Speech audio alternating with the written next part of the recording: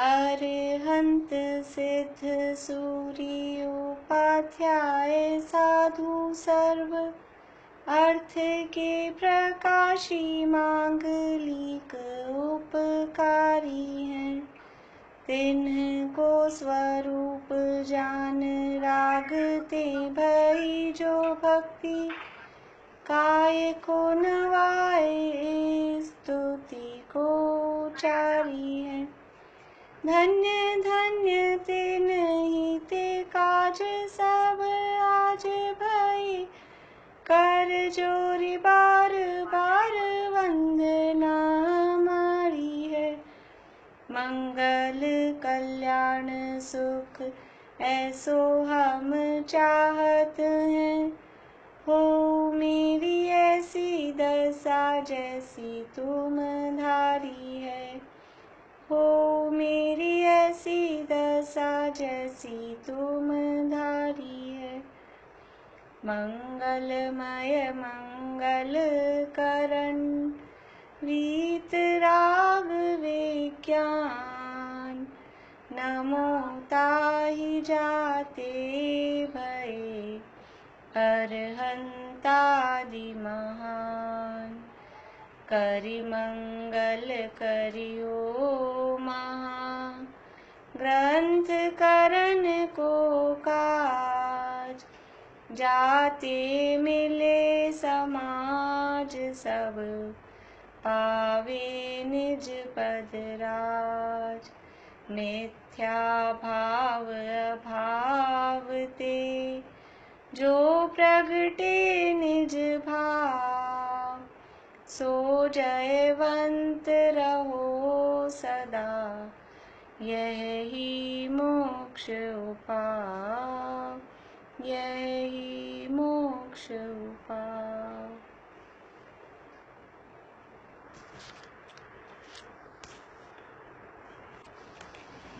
ये मोक्षण प्रकाशक नामक ग्रंथ और इसके दूसरे अधिकार पे हमने चर्चा शुरू की है। यहाँ दूसरे अधिकार में संसार अवस्था का स्वरूप, ये इसका हेडिंग है। संसार अवस्था का स्वरूप यहाँ पर बताया जा रहा है। और सबसे पहले बताया कि जीव का हित किस में है। आत्मा का हित सुखी होने में है। और वो सुख कहाँ है, सुख रूप अवस्था कहाँ है कि वो मोक्ष ही है, जहाँ पूर्ण सुख की अवस्था है। तो मोक्ष ही सुख रूप अवस्था है। मोक्ष किसे कहते हैं कि बंधन से छूटने का नाम मोक्ष है।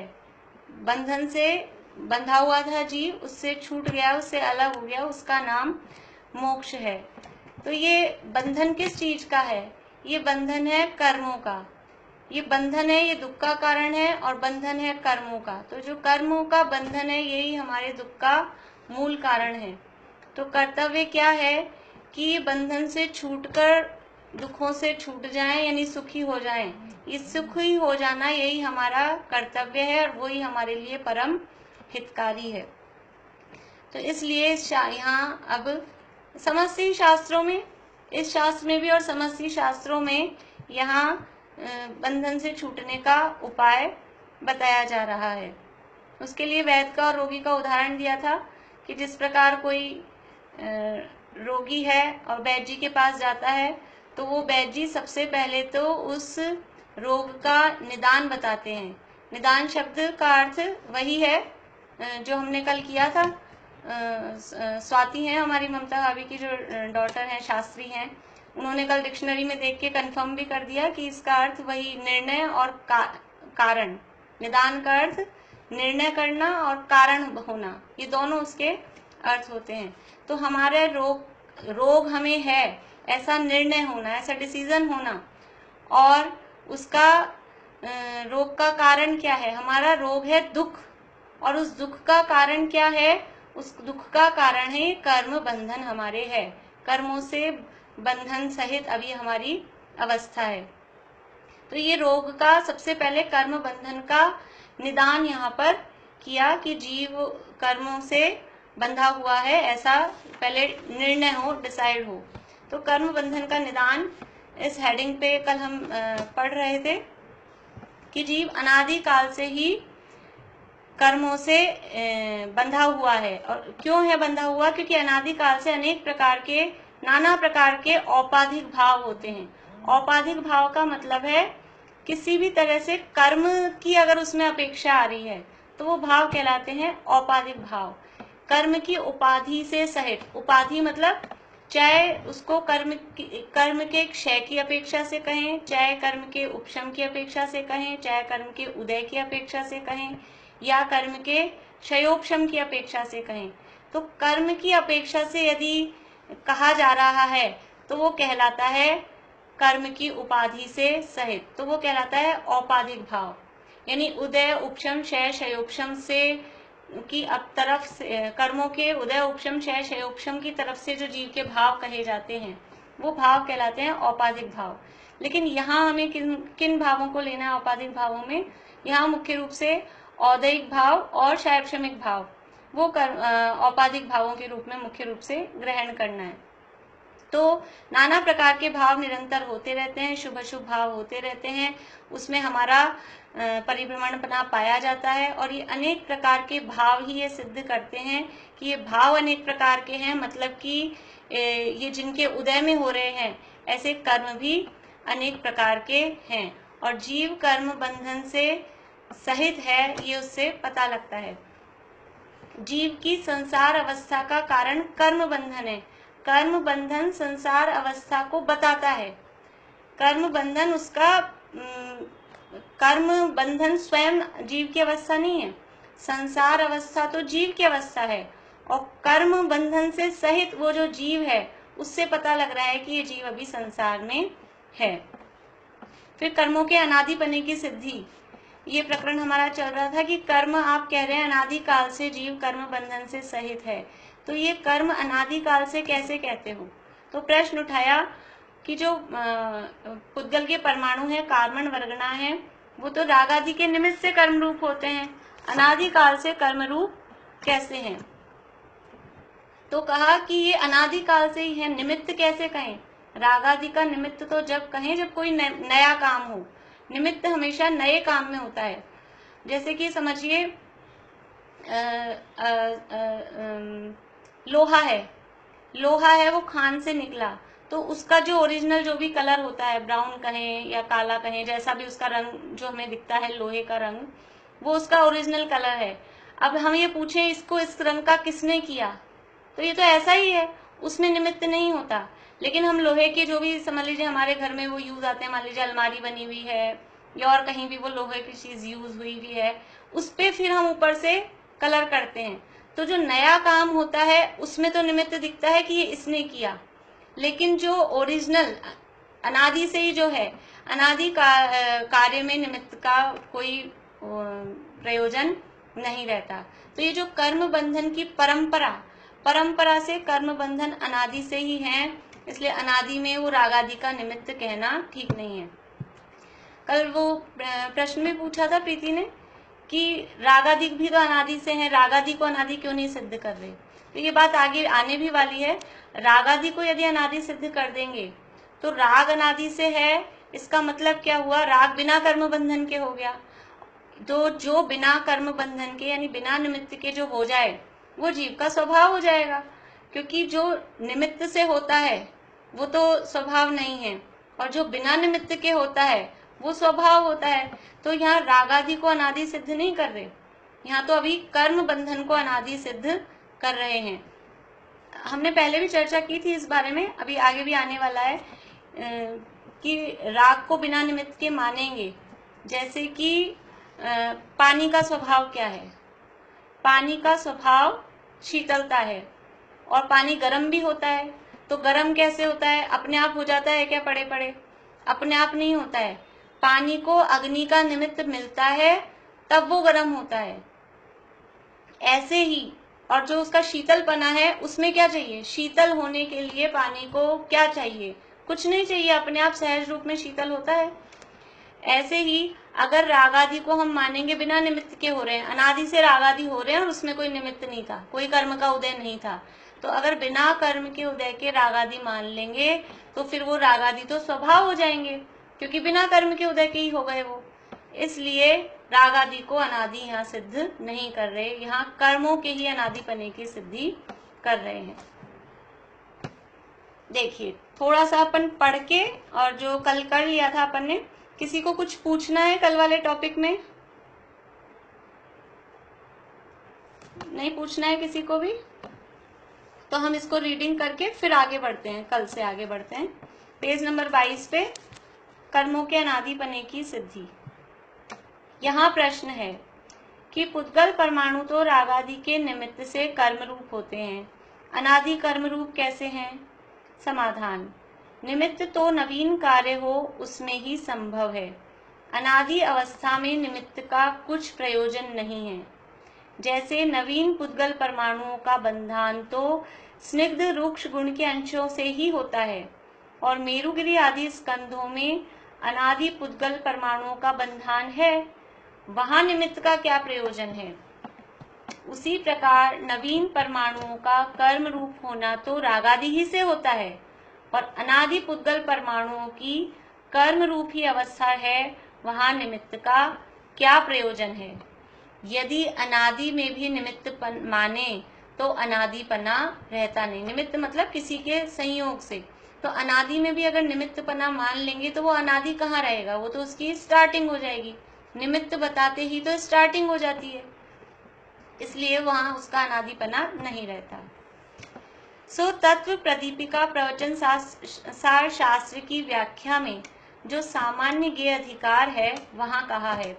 एक आचार्य कुंद के 5 परमागम प्रसिद्ध हैं, 5 शास्त्र प्रसिद्ध हैं, समय सार, प्रवचन सार, नियम सार, पंचास्तिकाय और अष्टपाहुर। उनमें प्रवचन सार जो शास्त्र है उसकी आचार्य अमृत चंद्र ने टीका लिखी है। टीका मीन्स उसका डिस्क्रिप्शन लिखा है, व्याख्या लिखी है। तो उस टीका का नाम है तत्व प्रदीपिका। उस तत्व प्रदीपिका टीका में एक चैप्टर है, उसका नाम है सामान्य ज्ञेय अधिकार। वहां कहा है रागादि का कारण तो द्रव्य कर्म है और द्रव्य कर्म का कारण रागादिक है। तब वहां तर्क किया है कि ऐसे तो इतरेतराश्रय दोष लगता है, वह उसके आश्रित वह उसके आश्रित, कहीं रुकाव नहीं है। देखिए प्रश्न क्या है? प्रश्न ये है कि जिनवानी में शास्त्र में ऐसा कथन मिलता है, और कथन ही नहीं है मतलब एक्चुअल फैक्ट यही है कि द्रव्य कर्म के उदय से, द्रव्य कर्म का उदय आया, उसके उदय से हुए मोहराग द्वेष भाव, और ये जो मोहराग द्वेष भाव हुए इससे फिर से क्या हुआ? द्रव्य कर्म बंधा। कर्म के उदय से मोहराग द्वेष भाव हुए और मोहराग द्वेष के निमित्त से फिर से कर्म बंधा। तो यही कह रहे हैं राग आदि का कारण तो द्रव्य कर्म है, जो हमें राग भाव हुए उसका कारण, उसका निमित्त तो द्रव्य कर्म है, और वो द्रव्य कर्म का कारण, वो द्रव्य कर्म जो बंधा उसका कारण क्या है? वो मोहराग द्वेष से बंधा, उसका कारण राग आदि है। तो वहां पूछ रहे हैं ऐसे तो ये एक दोष का नाम है इतरेतराश्रय। इतरेतराश्रय मतलब ये उसके आश्रित वो उसके आश्रित, तो ऐसे तो इतरेतराश्रय दोष लगता है। द्रव्य कर्म के उदय से राग आदि, राग आदि के उदय से द्रव्य कर्म, तो ये तो एक दूसरे के आश्रित हो गए। देखिए कैसे, उसका उदाहरण मतलब बहुत प्रसिद्ध है, बचपन में समझ लीजिए सब चुटकुला इस तरह से करते थे जो कि मेरा घर कहाँ, राम ने पूछा, राम से पूछा राम का घर कहाँ है? श्याम के घर के सामने। श्याम का घर कहाँ है? राम के घर के सामने, और दोनों कहाँ हैं? आमने सामने। तो किसी को एड्रेस पता लगा? न राम के घर का एड्रेस पता लगा है, न श्याम के घर का एड्रेस पता लगा है, कि दोनों कहाँ हैं? आमने सामने। ऐसे ही द्रव्य कर्म कैसे होते हैं? राग आदि से, और राग आदि कैसे होते हैं? कर्म से। तो दोनों एक दूसरे पर डिपेंडेंट हो गए, दोनों का ही निर्णय नहीं निकला। इसका नाम है इतरेतराश्रय दोष। ये इसके आश्रित वो उसके आश्रित, कहीं रुकाव नहीं है। तो ये प्रश्न उठाया है कि ऐसे जो आप शास्त्र में ऐसा आया है, तो इससे तो ये इतरेतराश्रय दोष लग रहा है। हाँ कर दिया है म्यूट सबको। अब आएगी, किसी के घर से डिस्टरबेंस आ रहा था, अब आएगी। तो इस तरह से ये प्रश्न हुआ। अब उत्तर, तब उत्तर ऐसा दिया है, नैवम अनादि प्रसिद्ध द्रव्य कर्म संबंधस्य तत्र हेतुत्वेनोपादानात्। देखिए अर्थ क्या है इसका, इस प्रकार इतरेतराश्रय दोष नहीं है, इस प्रकार इतरेतराश्रय दोष नहीं है। किसके घर से आवाज आ रही है? अनुज, अनुज आपका म्यूट करिए। अनुज आपकी आवाज आ रही है, मुझे म्यूट नहीं है आपका। इस प्रकार इतरेतराश्रय दोष नहीं है क्योंकि अनादि का स्वयं सिद्ध द्रव्य कर्म का संबंध है, उसका वहां कारण पने से ग्रहण किया है। देखिए ये शब्द हो सकता है कठिन लगेंगे, अपन अपनी भाषा में समझते हैं। प्रश्न क्या था कि द्रव्य कर्म से रागादिक और रागादिक से द्रव्य कर्म, तो ऐसे दोनों एक दूसरे पे डिपेंडेंट हो गए, तो ऐसे तो मतलब अंत ही नहीं आएगा, क्योंकि द्रव्य कर्म का उदय आएगा, रागादिक होंगे, फिर रागादिक हुए तो फिर से द्रव्य कर्म, फिर द्रव्य कर्म बंधे हैं तो फिर से रागादिक, और फिर रागादिक होंगे तो फिर से द्रव्य कर्म, तो ऐसे तो इसका ये एंडलेस हो गया, इसका कहीं अंत आएगा नहीं, और ये इतरेतराश्रय नाम का दोष हो गया। तो कह रहे हैं कि उसमें इतरेतराश्रय दोष नहीं है क्योंकि अनादि का स्वयं सिद्ध द्रव्य कर्म का संबंध है, ये संबंध अनादि का ही है। और दूसरी बात क्या है कि द्रव्य कर्म का उदय, द्रव्य कर्म के, समझ लीजिए ये द्रव्य कर्म का उदय, द्रव्य कर्म के उदय से हुए रागादिक, तो इस वाले कर्म के उदय से ये वाला राग हुआ। अब ये जो राग हुआ है, इस राग से यही कर्म बंधे तो इतरेतराश्रय दोष आए, लेकिन इस कर्म के उदय से ये राग हुआ, अब ये जो राग हुआ है इससे कर्म कौन सा बंधा है, उससे तीसरा, ये कुछ अलग, ये पूर्व, ये भूतकाल वाला कर्म का उदय था, उसका उदय आया तो वर्तमान में राग हुआ, और ये जो वर्तमान में राग हुआ है इससे ये भविष्य का कर्म, भूत वर्तमान भविष्य हम ऐसे लेके समझ रहे हैं, तो ये वास्तव में एक्चुअल में जिस कर्म के उदय से रागादिक हुआ है उस रागादिक से वही कर्म नहीं बनता है, इसलिए ये इतरेतराश्रय दोष नहीं है। इतरेतराश्रय यानी एक दूसरे पर आश्रित, वो कब होगा कि जिस कर्म के उदय से रागादिक हो उस कर्म, उस रागादिक से वही वाला कर्म फिर से बंध जाए, तो ऐसा नहीं होता। ये तो अनादि से ही कर्मों का बंधन स्वयं सिद्ध है, अनादि से ही कर्म बंधन सहित जीव है, इसलिए वहां इतरेतराश्रय दोष नहीं है, उसका वहां कारण पने से ग्रहण किया है। ऐसा आगम में कहा है, पेज नंबर 23, ऐसा आगम में कहा है तथा युक्ति से भी ऐसा ही संभव है कि कर्म के निमित्त बिना पहले जीव को रागादिक कहे जाएं तो रागादिक जीव का एक स्वभाव हो जाए। जो अभी बात हमने की थी शुरू में कि यदि कर्म के निमित्त बिना पहले जीव को रागादिक कहे जाएं तो रागादिक जीव का स्वभाव हो जाए, क्योंकि पर निमित्त के बिना हो उसी का नाम स्वभाव है। हमें क्रोध आया, इधर हमारे क्रोध रूप परिणाम हुए, तो क्या होता है कि क्रोध रूप परिणाम जब भी होते हैं तो इधर क्रोध नामक द्रव्य कर्म का उदय, क्रोध रूप परिणाम हुए, ये भाव जो हम रागादिक जिसे बोल रहे हैं समझ लीजिए वो है भाव, और ये द्रव्य कर्म क्रोध नामक द्रव्य कर्म, तो जब भी इधर क्रोध रूप भाव होंगे सामने क्रोध नामक द्रव्य कर्म का उदय होगा। यदि ये क्रोध नामक द्रव्य कर्म का उदय नहीं हुआ तो ये जो क्रोध भाव हो रहा है बिना इस कर्म के उदय के, ये तो स्वभाव हो जाएगा, क्योंकि बिना निमित्त के हो रहा है, तो बिना निमित्त के हो वो स्वभाव हो जाए। इसलिए कर्म निमित्त बिना पहले जीव को रागादिक नहीं हो सकते।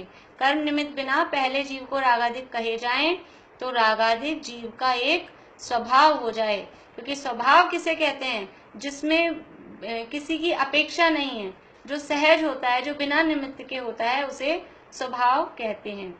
इसलिए कर्म का संबंध अनादि ही मानना। ये टॉपिक क्या था, कर्मों के अनादिपने की सिद्धि। यदि कर्मों का संबंध अनादि से नहीं मानेंगे तो अनादि से रागादि होते आ रहे हैं, और अनादि से रागादि होते आ रहे हैं और कर्मों का संबंध है नहीं अनादि का, तो फिर वो रागादि जीव का स्वभाव सिद्ध हो जाएंगे। इसलिए रागादि अनादि से हैं, लेकिन वो कर्म के निमित्त से हो रहे हैं, तो कर्म भी अनादि से ही हैं। इस तरह से कर्मों के अनादिपने की सिद्धि की गई है। हाँ, लेकिन वो जो अनादि से जो कर्म हैं, उन कर्मों में वो कर्म समझ लीजिए उसमें निमित्त कौन सा राग है तो वो उसमें बताया नहीं जा सकता, क्योंकि एक परंपरा से जब कोई चीज चली आती है तो वो तो एक के पीछे एक परंपरा ही है, इसलिए उसको अनादि मानना ही उचित है। सबसे पहले कौन सा कर्म का उदय आया था या सबसे पहले कौन सा राग हुआ था, ऐसे उसकी स्टार्टिंग नहीं बताई जा सकती है। तो कर्म का संबंध अनादि ही मानना। यहाँ फिर प्रश्न है, किसी को कुछ पूछना है इतने टॉपिक में? चलिए आगे बढ़ते हैं। यहाँ फिर प्रश्न है कि न्यारे न्यारे द्रव्य और अनादि से उसका संबंध ऐसा कैसे संभव है? जब आप कह रहे हो राग आदि जीव का स्वभाव नहीं है, ये कर्म के कारण हुए हैं, और कर्म है पुद्गल, एक तो है पुद्गल और मैं हूँ जीव, दोनों द्रव्य ही अलग अलग हैं, एक जीव द्रव्य है एक पुद्गल द्रव्य है, तो दोनों न्यारे न्यारे अलग अलग द्रव्य हैं, और फिर आप कह रहे हो अनादि से उनका संबंध है। तो अनादि से उनका संबंध कैसे पॉसिबल है? ऐसे कैसे हो सकता है? जब दोनों अलग अलग हैं तो बाद में मिले होंगे ना। दो चीजें अलग होती हैं, एक्चुअल में अगर वो अलग हैं तो कभी मिलती हैं तभी तो उनका संबंध होता है। अनादि से ये वो मिली भी कहें, ऐसा कैसे हो सकता है? ये प्रश्न है। समाधान, जैसे मूल ही से जल दूध का, 4 उदाहरण देंगे यहाँ। अनादि से यद्यपि जीव और कर्म दोनों अलग अलग हैं, फिर भी दोनों अनादि से मिले हुए हैं, इस बात को सिद्ध करने के लिए 4 उदाहरण दे रहे हैं।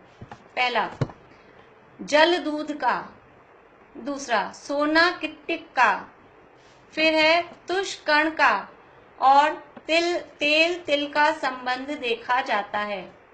जैसे मूल ही से मतलब स्टार्टिंग से, जहां से वो उत्पन्न हो रहे हैं, जहां से हमको वो दिखाई दे रहे हैं, वहीं से जल और दूध और पानी जो उनका उत्पत्ति स्थल है, गाय के स्तन में से दूध निकलता है, तो वो जब गाय के स्तन में से निकलता है तभी उसमें पानी मिला हुआ है।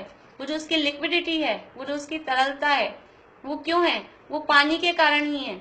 वहां किसी ने पानी मिलाया नहीं है, जिसे हम प्योर दूध बोलते हैं, बिल्कुल प्योर दूध बिना मिलावट का, वो भी पानी से सहित ही है। तो जैसे मूल ही से जल दूध का और सोना किट्टिक का। सोना कहाँ से निकलता है?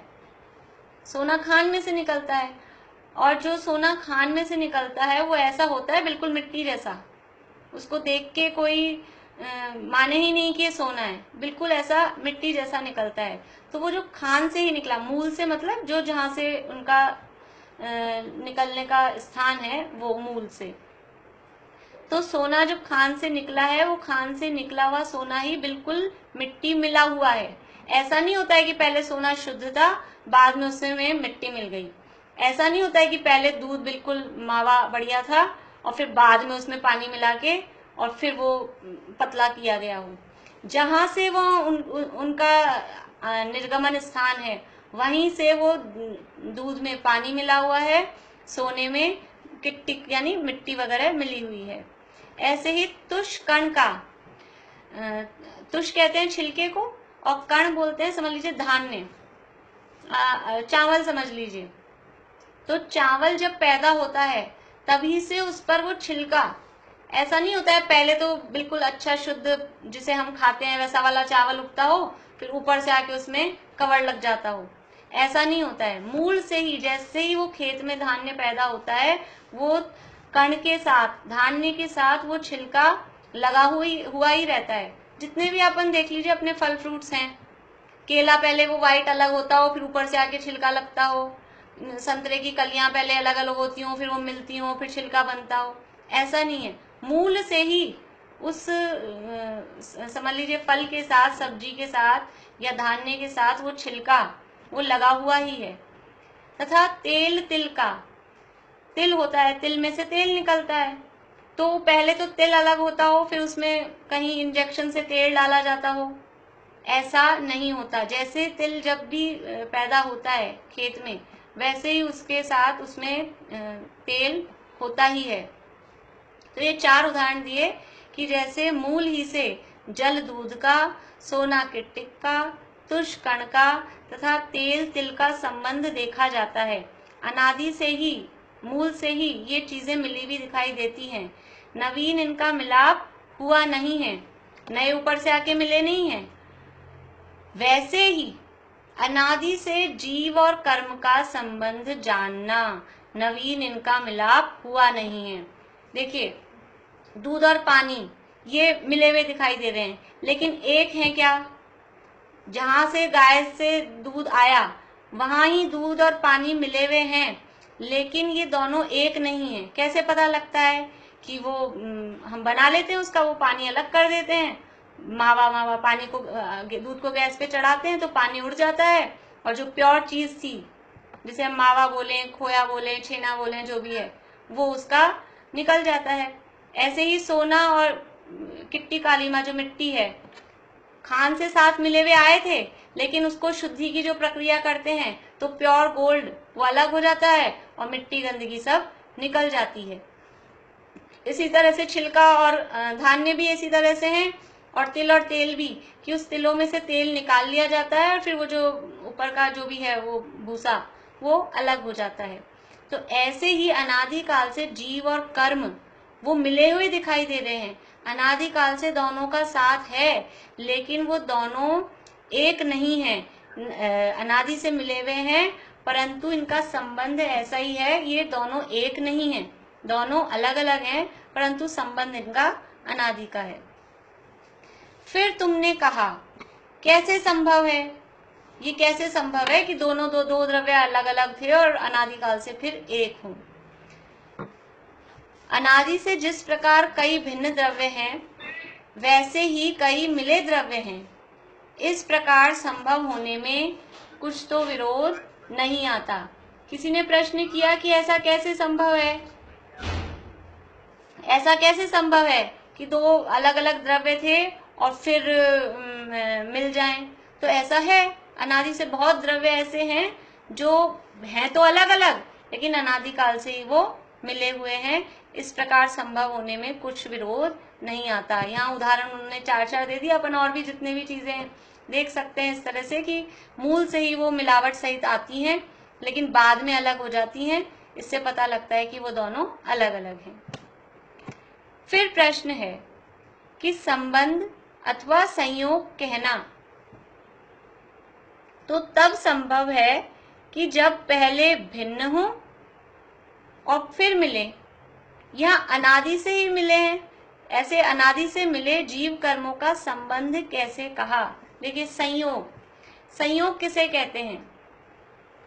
कि जो कोई अलग अलग चीजें हों, उन अलग अलग चीजों का मिल जाना और फिर जिसका बाद में वियोग होना नियम से हो। एक परिभाषा तो अध्यात्म में किसी तरह की आती है। संयोग किसे कहते हैं? कि जिसका नियम से वियोग हो, उसे संयोग कहते हैं। जो बाद में आके मिले उसका नाम संयोग नहीं, पर जो अलग हो जाए उसका नाम संयोग है। समझ लीजिए कि अभी यहाँ से अपन इस भाव की बात करें तो ये शरीर जन्म से ही साथ में है, जन्म से ही साथ में, जैसे ही पैदा हुए तब से ये शरीर है, यानी शुरू से ही शरीर है। फिर शरीर का संयोग हुआ, ऐसा क्यों कहा जाता है? कि ये बाद में अलग हो जाता है, ये यहीं रह जाता है और जीव चला जाता है। तो ये संयोग कब कहा जाता है, किसे कहा जाता है? कि जिसका नियम से वियोग हो उसे संयोग कहते हैं। तो यहाँ कह रहे हैं कि यहाँ प्रश्न कर रहे हैं कि संबंध अथवा संयोग तो कहना तब संभव है कि जब पहले अलग हो फिर मिले। ये अपनी तरफ से प्रश्न कर रहे हैं शंकाकार, कि पहले अलग अलग हो फिर मिल जाए तो उसको कहें संयोग हुआ। जैसे कि समझ लीजिए पति पत्नी, जो अभी पति पत्नी हैं, वो पहले अलग अलग थे, फिर बाद में उनका संयोग हो गया। तो ये ऐसे पहले अलग अलग हो फिर वो मिल जाए तब तो संयोग कहा जाए। यहाँ अनादि से मिले जीव कर्मों का संबंध कैसे कहा? अनादि से ही जब मिले हुए हैं तो उनको संयोग कैसे कहा? तो देखिए समाधान, अनादि से तो मिले थे, परंतु बाद में भिन्न हुए, तब जाना कि भिन्न थे तो भिन्न हुए, इसलिए पहले भी भिन्न ही थे। देखिए, अभी जो हमने परिभाषा कही, संयोग किसे कहते हैं? कि जिसका नियम से वियोग हो उसे संयोग कहते हैं। तो अब यहाँ कैसे पता लगा कि ये संयोग है जीव का और कर्म का, कि ये अनादिकाल से तो मिले हुए थे लेकिन बाद में भिन्न हो गए। दूध और पानी मूल से ही मिले हुए तो आए थे लेकिन बाद में अलग हो गए। सोना और किट्टी कालीमा मूल से ही मिले हुए थे लेकिन बाद में अलग हो गए। तो वो जो बाद में भिन्न हुए तब पता लगा कि भिन्न थे तो भिन्न हुए। ये जन्म से शरीर और आत्मा एक दिखाई दे रहा है लेकिन जब समझ लीजिए मरण हो जाता है तो वो दोनों अलग अलग दिखाई देते हैं। जीव चला गया है, शरीर पड़ा हुआ है। इससे क्या पता लगता है कि वास्तव में अभी जब साथ में है तब भी ये दोनों अलग अलग ही हैं। ऐसे ही ये जो कर्म है ये अनादि से मिले तो थे जीव के साथ, परंतु बाद में भिन्न हुए। कब होते हैं भिन्न? कि जब जीव भगवान बन जाते हैं, अनंत सिद्ध हो जाते हैं, तो पता लग जाता है कि ये कर्मों से रहित हो गए। तो ये बाद में भिन्न हुए तब जाना कि भिन्न थे तो भिन्न हुए। अगर दोनों भिन्न ही नहीं होते, एक्चुअल में ही दोनों अलग अलग नहीं होते, तो अलग भी कैसे होते? ये शरीर और आत्मा अगर एक ही होते तो मरण की जो पोजीशन बनती है कि शरीर यहीं रह गया और जीव चला गया, ऐसे कैसे होता? फिर तो शरीर सहित ही जीव को जाना चाहिए था। तो इससे क्या पता लग रहा है कि जब बाद में भिन्न हुए तब पता लगा कि भिन्न थे तो ये भिन्न हुए। इसलिए पहले भी भिन्न ही थे। ये जो पहले एक दिखाई दे रहे थे, जैसे आजकल कुछ इस तरह के फर्नीचर नहीं बनते कि इस तरह के फर्नीचर बना देते हैं कि जैसे अपन ने सेंटर टेबल बनाई है कुछ, तो उसके दो पार्ट्स हैं लेकिन उसको हम चाहे तो उसको मिला के रख लें और वो इस तरह से मिल जाए कि उसका ज्वाइंट दिखे ही नहीं, तो ऐसे लगता है कि ये तो एक ही है। और फिर जब हमको जरूरत होती है तो हम उसको अलग कर लेते हैं। तो वो अलग थे तब तो अलग हुए, और जब अलग हो गए तो पता लग गया कि ये दो अलग अलग पार्ट थे। अनादि से शुरू से हमको मिले हुए दिख रहे हैं लेकिन वो अलग हो गए। तो जब अलग हो गए तब साफ साफ दिख जाता है कि अलग थे इसलिए अलग हुए। कोई हमने वो उनकी आरी लेकर तो उस समय उनको अलग किया नहीं। देखिए, अनादि से तो मिले थे परंतु बाद में भिन्न हुए तब जाना कि भिन्न थे तो भिन्न हुए, इसलिए पहले भी भिन्न ही थे। इस प्रकार अनुमान से, ये अनुमान हमको लग जाता है कि वास्तव में ये दोनों अलग ही तो थे तब तो अलग हो पाए, अगर एक होते तो अलग कैसे लगते होते। तो इस प्रकार अनुमान से तथा केवल ज्ञान से प्रत्यक्ष, हम तो जानते हैं अनुमान से क्योंकि हमारे पास है मति ज्ञान और मति ज्ञान में होता है अनुमान। तो इस प्रकार अनुमान से, और जो केवल ज्ञानी भगवान है वो तो प्रत्यक्ष ही जान रहे हैं। उनको तो जिस समय वो सोना और मिट्टी मिले हुए हैं, जिस समय दूध और पानी मिले हुए हैं, उसी समय उनको तो बिल्कुल स्पष्ट वो अलग अलग दिखाई देते हैं। तो इस प्रकार अनुमान से तथा केवल ज्ञान से प्रत्यक्ष भिन्न भासित होते हैं। इससे उनका बंधन होने पर भी भिन्नपना पाया जाता है तथा उस भिन्नता की अपेक्षा उनका संबंध अथवा संयोग कहा है, क्योंकि नए मिले या मिले ही हों, भिन्न द्रव्यों के मिलाप में ऐसे ही कहना संभव है। अभी प्रश्न क्या था? प्रश्न ये था कि आप संयोग क्यों कह रहे हो? संयोग तो जब कहते हैं जब पहले अलग हो फिर बाद में मिले तब संयोग कहते हैं। तो उसके जवाब में क्या कहा कि ये अनादि से मिले हैं लेकिन बाद में जब भिन्न हो गए तो हमको पता लग गया कि ये भिन्न थे, इसलिए जिसका वियोग हो गया उसको संयोग कहते हैं, जिसका वियोग होता है उसको संयोग कहते हैं। इसलिए यहाँ हमने जीव और कर्मों का संयोग कहा। वही बात यहाँ कही है कि उस भिन्नता की अपेक्षा उनका संबंध, ये संबंध हुआ है अथवा संयोग ये कहा है, क्योंकि नए मिले या मिले ही हों, बाद में आके मिले या पहले से ही मिले हों, लेकिन वो तो थे तो भिन्न ही ना। बाद में आके मिले तो हमको पता लग ही गया कि बाद में आके मिले हैं, लेकिन जो पहले से मिले थे तो फिर वो बाद में अलग हो गए। तो जब अलग हो गए तब हमको समझ में आ गया कि ये वास्तव में अलग ही थे। तो क्योंकि नए मिले या मिले ही हों, भिन्न द्रव्यों के मिलाप में ऐसे ही कहना संभव है। इस प्रकार इन जीव और कर्म का अनादि संबंध है। हेडिंग क्या था कि कर्मों के अनादिपने की सिद्धि। तो ये कर्मों का अनादि, कि ये जीव का और कर्म का संबंध अनादि काल से है। ये बात तो पिछले पैराग्राफ में भी सिद्ध कर दी थी, पर उसको और पक्का करने के लिए तो खुद ही प्रश्न उठाकर खुद ही उसका समाधान या पंडित जी साहब करते हैं। तो ये कर्मों के अनादिपने की सिद्धि वाला प्रकरण अपना हुआ है और 1-2 मिनट ही बचे हैं, क्लास पूरी होने वाली है। आप लोगों को किसी को कुछ पूछना है? अभी मैं एक हाँ बोलिए मोनिका। अभी जैसे आपने बोला कि जो हम कर्म कर रहे हैं ऐसा ही उदय में आए, मीन्स जैसे हम देखते हैं कि किसी का मर्डर अगर हुआ है तो हो सकता है कि उसने भी किसी का पिछले जन्म में या कुछ ऐसा किया हो, तो ऐसा संभव है या मतलब ऐसा कुछ नहीं है? नहीं, देखिए जैसा हम काम करते हैं उसके अनुरूप वो कर्म बंधता है, तो ज्यादातर उसी टाइप का फल आता है। लेकिन एग्जैक्टली वैसा का वैसा ही फल आए वो जरूरी नहीं है, क्योंकि हम जैसे कर्म करते हैं उसका जो बंध होता है उसका फल, जैसे समझ लीजिए अपन पुराणों का उदाहरण लेते हैं कि अंजना ने जिनेंद्र भगवान की प्रतिमा का अनादर किया 22 सेकंड के लिए, तो कैसा फल आया उसका वो हमको सबको पता है। उसका फल क्या आया? उसका ऐसा फल नहीं आया कि 22 सेकंड के लिए उसका अनादर हुआ।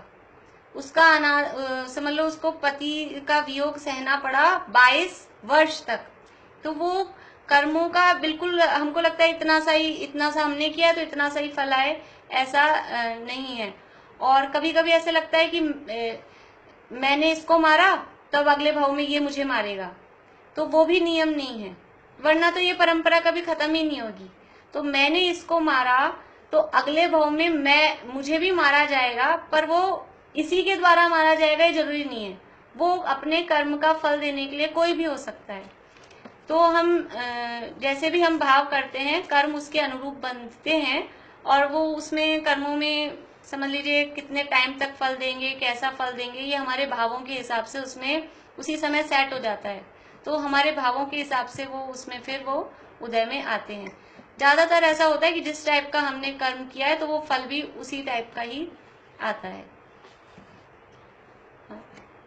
हुआ आपको समाधान? और किसी को कुछ